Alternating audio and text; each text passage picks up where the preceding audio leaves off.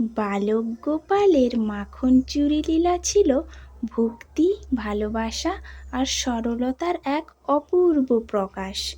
গোপীদের ঘরে যত্ন করে রাখা মাখন চুরি করে খেতে ছোট্ট গোপালের ভীষণ ভালো লাগতো। কিন্তু সেই চুরির মধ্যেও ছিল এক গভীর রহস্য।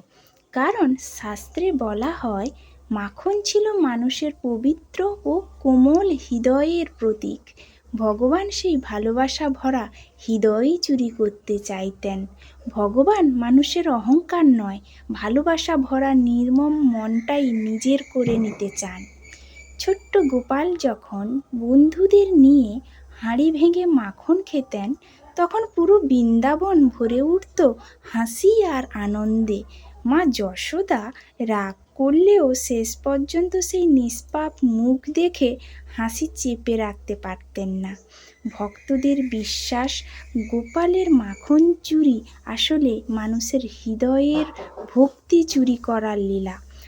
তাই আজও ছোট্ট গোপালের হাতে মাখন ধরা মূর্তি দেখলেই মনে এক অদ্ভুত শান্তি আর স্নেহের অনুভূতি জেগে ওঠে।